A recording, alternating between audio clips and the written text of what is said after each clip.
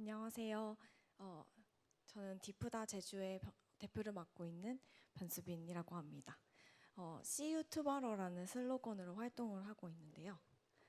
먼저 디프다는 고래 별자리에 가장 빛나는 별의 이름입니다. 저희가 프리다이빙이라는 스포츠를 하면서 바다 해양 오염을 알게 됐고 그 해양 오염을 조금이나마 줄이기 위해서 활동을 시작을 하게 됐는데요. 저희 활동은 이제 봉그깅이라고 하고 있어요. 봉그다가 제주어로 이제 줍다인데요. 봉그다와 그리고 플로깅을 합쳐서 봉그깅이라고 해서 해양 쓰레기를 수거하는 그런 문화를 만들고 싶은 마음에 이렇게 이름을 짓고 활동을 하고 있습니다.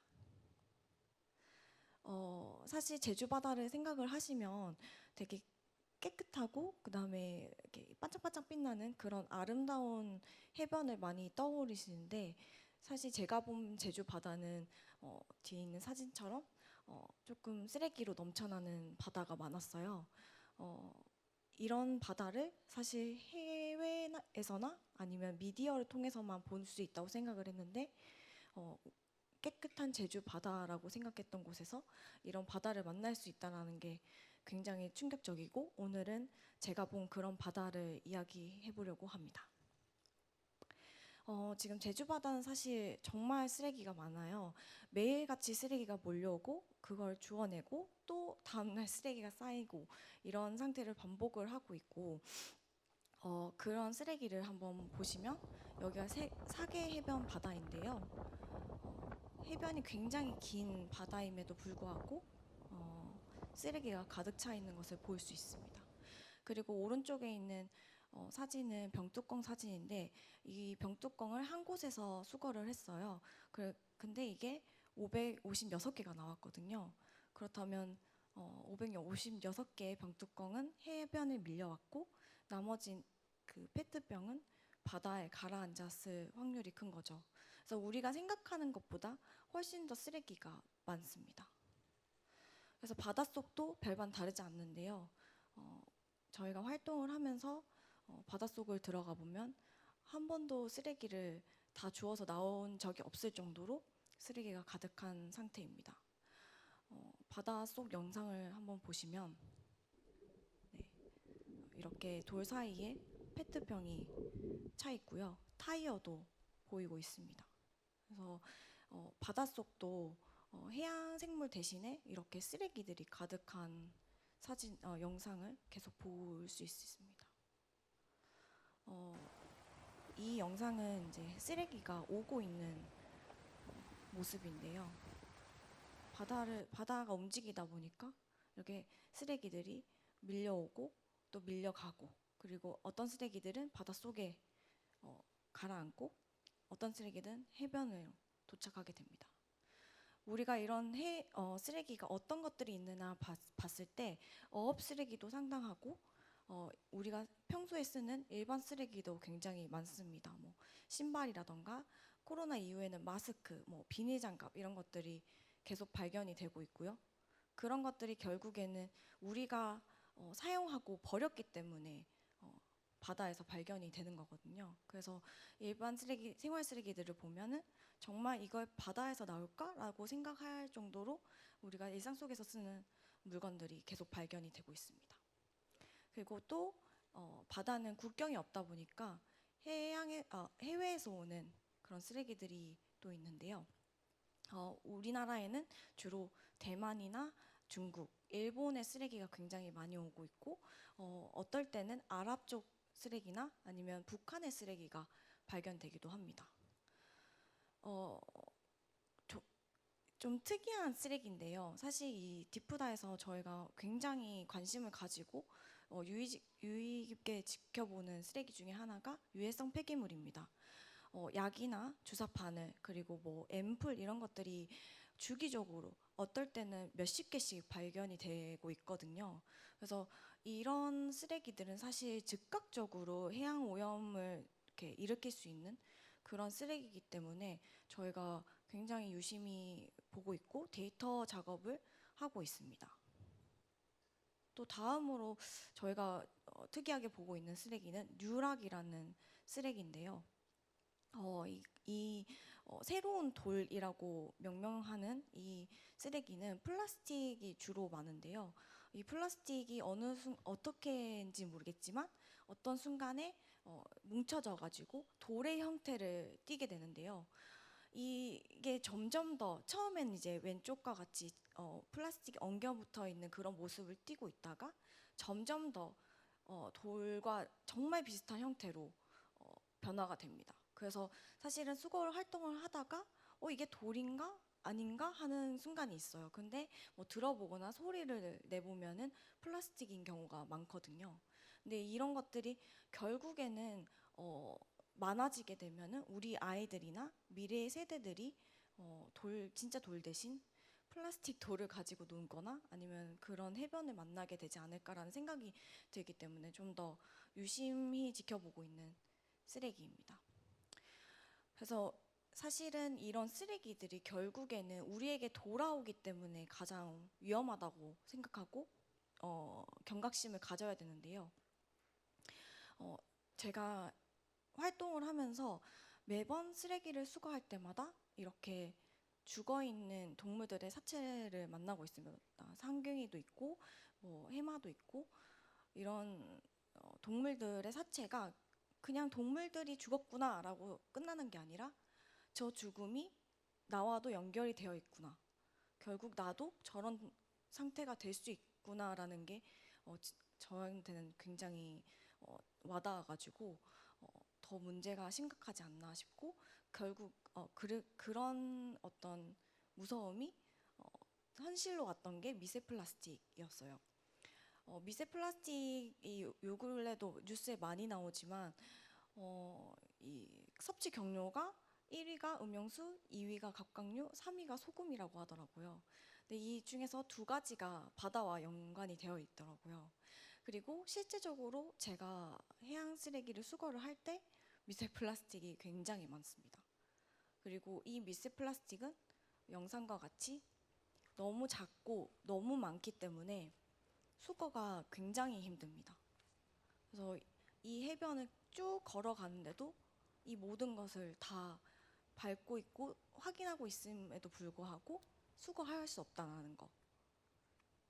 그리고 다음 영상을 보시면 여기서도 제가 수거는 하고 있지만 전체 다 수거를 할 수가 없는 상황인 거죠. 그래서 이렇게 미세 플라스틱 무더기라고 하죠. 무더기가 더 많이 발견되고 있고 어떤 곳은 정말 해변이 이런 플라스틱이나 스티로폼 알갱이로 덮여 있는 것을 계속 발견할 수 있습니다. 그래서 우리가 해양 쓰레기를 어떻게 하면 좋을까라고 생각을 했을 때 사실 해양 쓰레기는 지금 직접 수거 외에는 방법이 없거든요.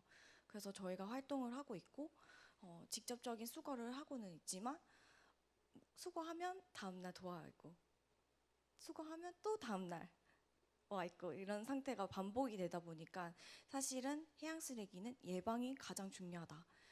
쓰레기를 만들지 않는 것이 가장 중요하다고 생각이 들고요.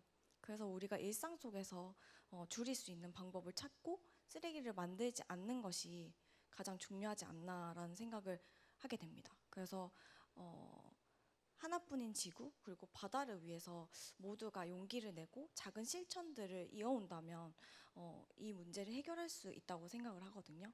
그래서 함께 해주셨으면 좋겠습니다. 네, 감사합니다.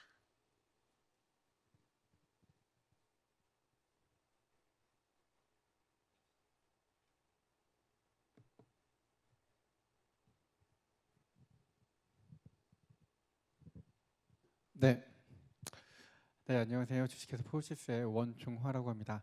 네, 오늘 주제는 공존 또는 공존이라고 잡았어요. 네, 영어로는 coexistence 아니면 no existence라고 잡았는데요. 저희 변 대표님 처음 뵀을 때 기억이 나요. 막 이야기를 하다가 어, 프리다이빙 하러 오라고 쓰레기 주우러 가자고 하셨던 기억이 나는데 그게 한 2, 3년, 3, 4년 된 것 같은데 아직까지 바다는 좋아하지만 프리다이빙은 못 해보고 있습니다. 네, 오늘 제가 주제를 잡았던 거예요. 그래서 한자로 표현을 하면 네, 함께 공, 그다음에 빌공 이렇게 공존을 이렇게 표현을 할 수가 있을 것 같습니다. 우리는 함께하지 않으면 결국은 누구도 존재하지 못할 겁니다. 그래서 그 의미에서 이런 단어들을 사용을 했고요. 바다라는 것, 바다가 제 기능을 하지 못한다면 저희는 분명히 누구도 존재하지 못하게 될 겁니다. 앞서서 이제 해양 쓰레기에 대한 이야기들 많이 하셨을 거예요. 근데 저희 같은 경우에는 저희 회사는 해양 쓰레기 문제를 해결하기 위해서 시작된 법인이고요. 기술 그룹이에요. 기술적으로 이것들을 어떻게 해결할까 고민을 하고 실천으로 옮기고 있습니다. 해양 쓰레기는 여기 보시는 것처럼 대부분 육상에서 나오는 쓰레기들이 한 60%에서 70% 정도 돼요. 그 중에서도 대부분 하천을 통해서 내려옵니다. 하지만 우리가 환경 문제를 이야기를 할 때 항상 가장 먼저 해야 할 것은 사실은 오염원에 대한 관리인데요. 우리나라는 하천에 대한 관리가 전혀 이루어지지 않고 있습니다. 사실 우리나라가 이루어지지 않고 있다라고 하는 것은 전 세계 대부분의 국가들이 하지 않고 있다라는 이야기랑 거의 동일한 이야기예요. 그래도 좀 긍정적인 거는 우리나라는 이거에 대한 관심들도 많고요. 그다음에 정책적으로도 많이 앞서 나가고 있어서 전 세계에 좀 귀감이 되는 국가 중에 하나입니다. 지금 보시는 것처럼 우리나라는 20년 12월 4일에 해양 폐기물 관리법이 시행이 됐어요. 그래서 매우 적극적인 해양 쪽에서는 매우 적극적인 법안이고요. 외국에서는 상당히 놀라고 있는 법안이기도 합니다. 한국이 저런 일이라고 생각할 정도예요. 그래서 한국, 미국, 일본 정도나 이런 법이 있는 상황이고요. 유럽이나 다른 국가들도 사실 따라오고 있는 상황입니다. 그래서 뭐 G20나 아니면 G7 등에서도 이런 부분들을 강제 조약으로 엮어서 많은 국가들이 그럼 우리는 하천부터 좀 관리를 해보자. 하천에서 강에서 바다로 나가는 쓰레기들을 막아야 되겠구나라는 움직임을 보이고 있습니다. 그래서 저희들이 하고 있는 일이 사실 그쪽에서도 하천을 관리하는 일을 하고 있어요. 사실 어려움이 많긴 많았었는데 올해부터는 그런 사업들을 실질적으로 진행할 수 있는 계기가 있어서 사업적으로 진행을 하고 있습니다. 게다가 지금 해양 폐기물 자원순환에 대한 것들도 정책적으로 뒷받침이 되고 있어서 자원순환도 계속적으로 이야기가 되고 있어요. 네, 그래서 아까 말씀드렸던 것들을 쭉 보시면 저희가 하고 있는 일은 다음과 같습니다. 네, 첫 번째는 해양과 하천, 부유쓰레기에 대한 통합 수거 관리를 하고 있고요. 두 번째는 해양 쓰레기 앞에 보시는 것 같은 것들을 자원순환하는 일을 하고 있습니다. 네, 그래서 하천을 관리하는 것이 뭐 개념적으로는 그렇게 어렵지 않습니다. 여기 여기 그림에서 보시는 것처럼 쓰레기가 내려가지 않도록 차단 시설을 설치를 하고 거기에 들어오는 쓰레기들을 효율적으로 관리를 해야 되는 거죠. 여기서 이야기하는 효율적이라는 거는 싸야 돼요. 어떻게 됐든 간에 경제적이어야 합니다. 폐기물이기 때문이죠. 사실 폐기물이 우리한테 그렇게 경제적인 이득을 직접적으로 이득을 주지는 못해요. 그렇기 때문에 폐기물의 수거나 아니면 관리 영역에 있어서 매우 저렴하게 싸게 관리를 해야 되고요. 그렇기 때문에 저희도 어쩔 수 없이 하이테크를 넣고 있습니다. 사람이 관리하면 너무너무 비싸지거든요. 그래서 왼쪽에 보시는 것처럼 부유 쓰레기를 어떻게 하면 우리가 학습시키고 인식시켜서 바로바로 데이터베이스화 할 수 있을까? 어떻게 하면 관리를 좀 더 경제적으로 할 수 있을까에 대한 고민들을 계속 이어가고 있습니다.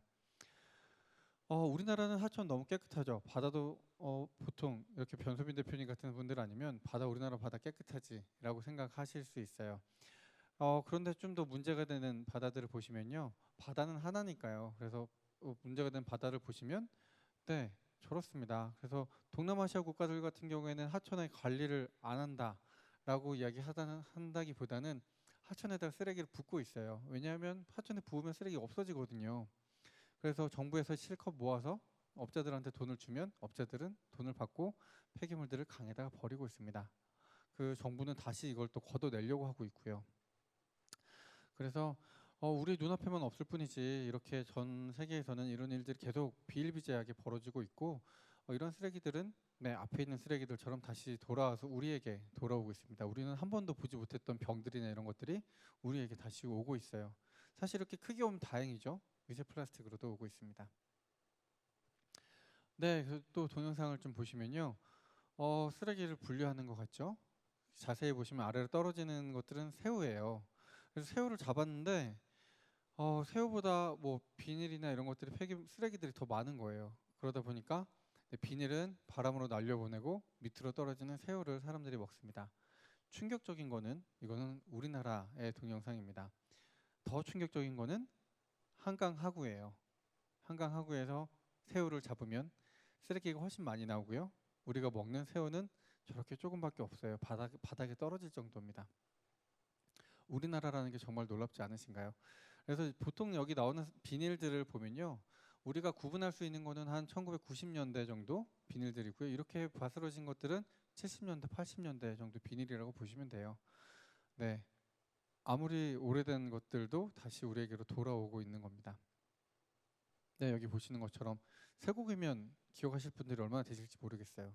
저는 기억을 하는데 100원 할 때가 1990년이었다고 합니다. 그래서 이런 것들이 사회에서 많이들 요구를 하고 계세요. 이런 재료들을 다시 사용을 하자. 해양 폐기물, 해양 플라스틱 쪽에서도 이런 움직임들이 계속 일어나고 있고요. 그래서 저희는 이거를 위한 생산 시설을 구축을 해 나가려고 합니다. 왜 굳이 이것들을 재활용을 해야 되냐라는 부분에 대한 답은 폐기물을 우리가 폐기물을 가져왔을 때 이것들이 우리에게 가치 있는 물건이 아니라면 사실 폐기물은 절대 모아지지 않습니다. 그래서 폐기물들이 왔을 때 이것들이 보다 가치 있는 물건이라고 하면 폐기물들은 자연스럽게 모여질 거예요. 그래서 저희는 그 생명을 불어넣어주고 그 수거에 대한 동기를 불어넣고 싶습니다. 그래서 저희가 만들고 있는 공장의 이름도 리버스 팩토리입니다. 다시 태어난 팩토리고요. 다시 또 이야기하면 뒤집어지는 팩토리예요. 그런데 사실 참 어려워요. 여기 보시는 것들이 이제 저희가 만들었던 것들이고 모프 앞바다에서 떠다니는 로프로 만든 건데요.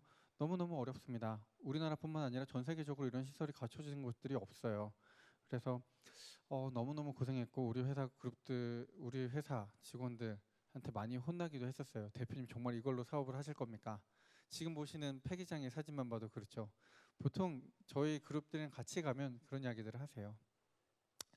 네, 오늘 지금 준비한 자료는 여기까지고요. 마지막에서도 말씀드리고 싶은 거는 저희가 바다와 함께하지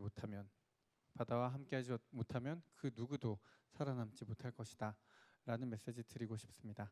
네, 발표 여기까지 드렸습니다. 네, 변 대표님, 팀장에서 대표로 승진하셨더라고요. 축하드립니다. 네. 감사합니다. 팀장이나 대표나 뭐 계속 쓰레기 줍는 건 똑같은데 네. 그렇습니다. 감사합니다. 네, 사실 대표가 별로 좋은 자리는 아니에요. 네, 맨날 욕 먹는 자리고요. 그렇습니다. 그나저나 제가 지금 꽤 뵌지도 오래됐어요. 그동안 꽤 뵌지도 오래됐는데 거의 뭐 일주일에 한두 번씩은 연락을 하는 것 같고요. 매일매일 몇 년을 쓰레기를 주우시는데 저는 사진만 봐도 힘들거든요. 혹시 몸이 아프신 데는 없으세요? 아, 몸이 아프면 쓰레기를 주울 수 없기 때문에 매 홍삼과 여러 가지 영양제를 먹으면서 건강 관리에 굉장히 유의를 하고 있고, 근데 이제 폐기물이나 이런 밧줄 같은 거를 수거를 하다 보면은 힘이 좀 많이 들고 허리가 조금 많이 아파서 요즘 허리가 조금 아픕니다. 근데 그 허리를 아프게 한 폐기물을 수거해가지고 만든 화분이 여기 있는데요. 사실 이 화분이 포시 대표님 그리고 저희가 협업을 해서 펀딩을 했던 화분이에요. 저희가 이제 폐기물 수거를 담당을 하고 이제 포어시스에서 그 폐기물과 그리고 소라 같은 폐각을 이용해서 이렇게 멋진 화분을 만들어 주셨는데, 사실 이제 저희가 그 폐기물이라는 걸 수거를 할때 좀 많이 더럽거든요. 냄새도 좀 많이 나고 그래서 이걸로 될까 이렇게 생각을 하고 이제 의문을 가지면서 보내드렸는데 이렇게 멋지고 이쁜 화분이 나와서 조금 신기했어요. 그래서 이걸 어떻게 만들었는지 이렇게 사실 여러 가지 기술이 들어갔을 것 같고 또 씻는다고 좀 힘들었을 것 같은데. 네, 변 대표님은 아시겠지만 사실 저희가 이거 화분을 만들려고 만들었던 건 아니에요. 해양 폐기물 같은 경우에는 사실은 어, 오염이 많이 된 폐기물들이거든요. 그래서 깨끗한 재료로 만들기에는 좀 무리가 있어요. 그래서 저희는 건설 재료로 좀 써보고 싶었어요. 그래서 콘크리트 재료를 만들었던 거고요.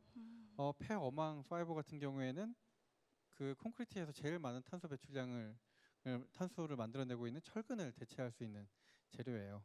그렇기 때문에 다량으로 많이 쓸 수 있으면 콘크리트 건설 산업에서도 탄소 배출을 훨씬 줄이고 폐기물을 많이 쓸 수 있겠다라는 것에서 출발을 했던 겁니다. 그런데 변 대표님 주셨던 거는 진짜 너무너무 깨끗했었어요. 저희가 정부랑 사업을 하면서 어촌어항공단에서 받았던 것 중에는 서해 침적 어망을 받았던 적이 있었는데요.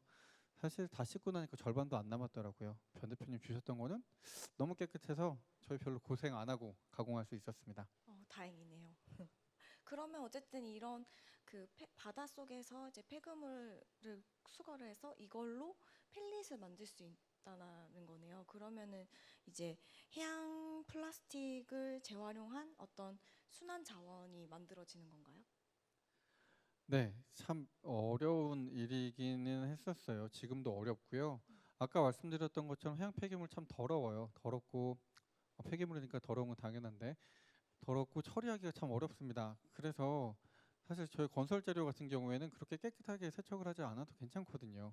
그런데 다시 플라스틱으로 돌리려면 어마어마한 공정들이 필요해요.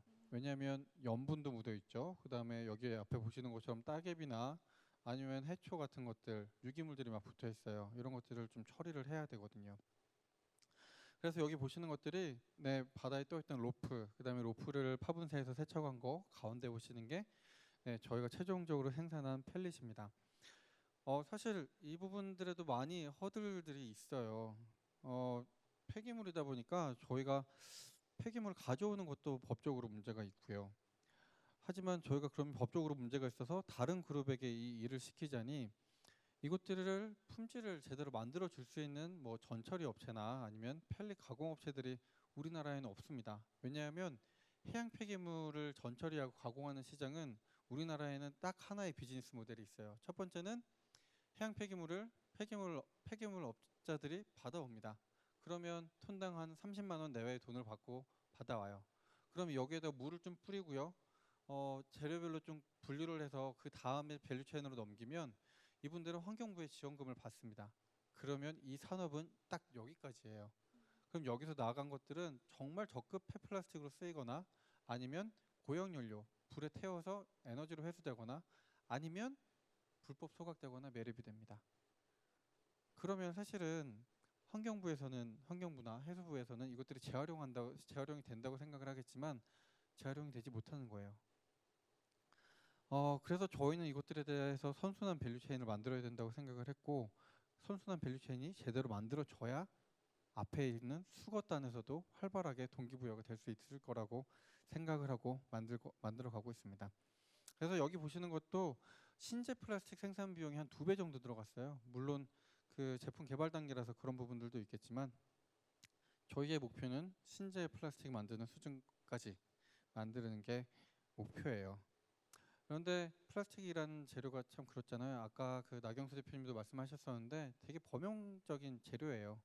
범용적인 재료인데 해양 플라스틱에서 온 재료만 특별하게 오염도가 높다. 이러면 당연히 안 쓰시겠죠? 그럼 저희가 만들어야 될 거는 당연히 그렇습니다. 품질이 충분히 괜찮고요. 가격도 충분히 괜찮은 걸 만들어내야 돼요. 그래야 산업재로 널리 쓰일 수가 있습니다. 저희가 앞에 이제 콘크리트 화분을 말씀드렸던 것도 같은 맥락이에요. 산업재로서 많이 쓰일 수 있어야 많이 수거가 될 거고요. 많이 규모의 경제가 만들어내서 저렴하게 또 만들어낼 수가 있을 거거든요. 그래서 좀 더 그나마 좀 고무적인 거는 국내에서 많은 기업들이 해양 폐플라스틱에서 나온 순환 자원을 쓰려고 하신다는 겁니다. 그래서 지금 여기 보시는 것도 우리나라의 가장 큰 자동차 회사에 일단 뭐 내장재로는 쓰이지 못하지만 운송 체계에 쓰이는 제품으로 납품될 재료이기도 합니다. 그러면 어쨌든 그렇게 큰 대규모 산업에서 이런 폐플라스틱 자원을 사용을 한다는 것 자체가 어떻게 보면 되게 좋은 의미의 신호 같다고 생각이 드네요. 네, 그래서 딱 2가지예요. 우리가 이것들을 어떻게 쓸까에 대한 부분은 딱 2가지입니다. 산업에서 쓸 수 있도록 그 품질을 맞춰낼 수 있는 기술, 그 제품을 만들어내는 거 하나. 그다음에 싸게 만들어야 된다는 거 하나. 어쨌든 규모가 관건인 것 같기는 합니다. 그런데 요즘 변 대표님 그 인스타에 보면 요새 맨날 배 타고 놀러 다니세요.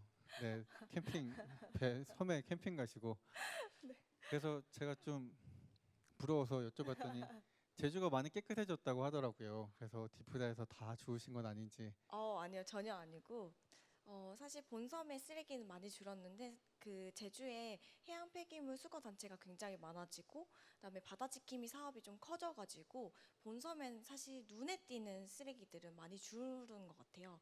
근데 행정이 닿지 않는 뭐 부속섬이라던가 작은 섬들은 아직도 쓰레기가 너무 많아서 요즘은 이제 배를 타고 들어가서 쓰레기를 수거를 하고 있습니다. 근데 이제 표면적으로 보여지는 쓰레기는 줄어 보이지만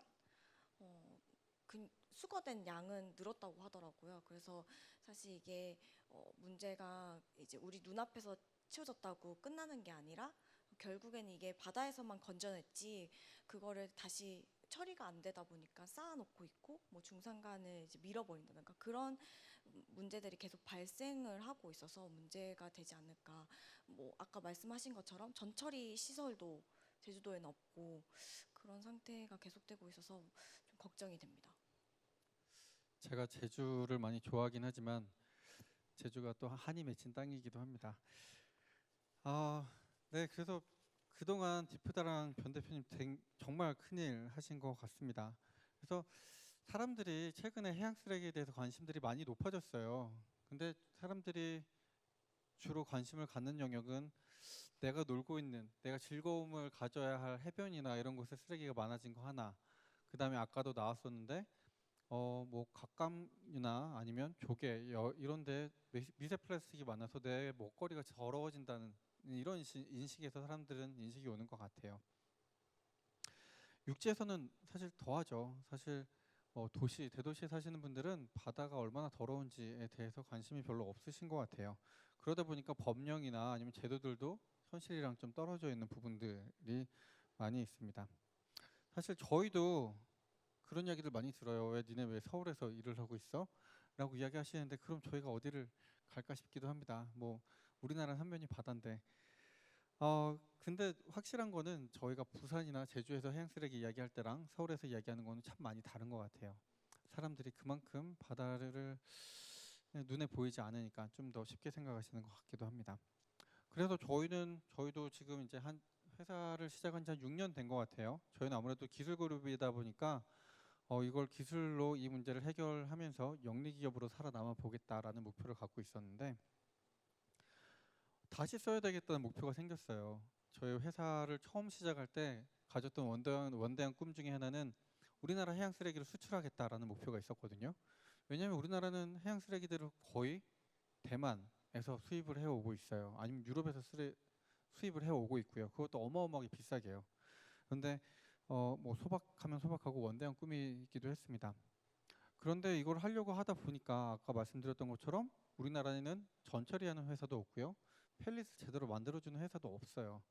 그러다 보니까 꿈을 하나하나 꾸다 보니까 이게 꿈이 너무 커져 버렸어요. 그래서 올해 아마 한 몇십억이 투자가 되어서 저희가 공장을 만들 계획을 하고 있거든요. 그런데 또 많이 좋아진 거는 작년까지만 해도 도와주시겠다는 분이 한 분도 안 계셨는데 올해는 그래도 같이 투자도 해주시고 함께 해주시는 분들이 있어서 네, 힘을 내서 열심히 하고 있습니다. 근데 변 대표님 요즘 그 언론 신문이나 기사에서 사진을 되게 많이 보고 있는데 얼마 전에 본인도 모르는 사진이 많이 돌아다니고 있죠. 제가 제보를 하고 있습니다. 무의도에서 어마어마하게 쓰레기를 많이 주우셨더라고요. 네네, 맞아요. 네, 그런데 쓰레기가 아직 몇 달이 지나도 아직까지 쌓여 있다고 이야기 네, 들었습니다. 그게 좀 골이 아픈데요. 사실 그 4월에 이제 5개 단체가 합심해가지고 180여 명의 이제 봉사자분들이랑 같이 무의도에 있는 쓰레기를 주었는데 무의도 특성상 그거를 가지고 나올 수가 없어서 이제 처리를 이제 지자체에 이제 좀 요청을 했어요. 네, 지자체도 사실은 거기가 힘든 구역이다 보니까 좀 지체돼가고 있는데 그게 이제 빨리 돼야지 아니면 마대가 이제 바스러져가지고 뭐 기껏 모아놓은 게 이제 나온다던가 아니면 최근에는 이제 관광객들이 지나다니면서 일반 쓰레기를 또 거기다 더하고 이런 상황이 있어서 사실 많은 분들이 조금 노력을 했는데 이게 물거품이 될까봐 좀 걱정이 되고 있고 좀 최근에 이제 해양 폐기물이나 해양 쓰레기 이런 거에 관심이 굉장히 높아졌고 단체들도 많이 생겼는데 이런 단체들한테 뭐 체계적인 어떤 수거 교육을 시켜준다던가 아니면은 이분들이 이제 활동할 때 뭐 아니면은 개인들한테 인식 개선을 위한 어떤 교육 활동을 하는 데 있어서 지원이 조금 더 필요하다고 생각을 하거든요. 근데 그런 어떤 역할들이 같이 이루어져야지 개개인들이 하는 실천들 그리고 민간 단체들이 하는 어떤 활동들 그리고 기업 그리고 정부가 같이 움직여야지 이 문제를 좀 변화시키고 이렇게 해결할 수 있다고 생각을 하기 때문에 좀 더 그런 부분에서 좀 더 지원이 있고 좀 같이 이제 논의가 있고 그런 시기 됐으면 좋겠다라는 생각을 좀 많이 하고 있습니다. 네, 결국은 버리지 않는 게 가장 중요한 맞습니다. 부분인 것 같아요. 네. 특히 바다 같은 경우에는 한번 쓰레기가 배출되고 나면 변대표님 아니면 지울 수가 없거든요. 네, 많이들 안 버리시면 저는 실직자가 될 것 같습니다. 그래서 저도요. 네, 그래서 그런 날이 왔으면 좋겠네요. 왔으면 네, 네. 그렇고요. 네, 앞으로 변대표님 계속 응원하도록 하겠습니다. 네, 저도 응원하겠습니다. 네, 다음에 또 살아서 만났으면 좋겠습니다. 네, 네, 살았습니다. 감사합니다. 네.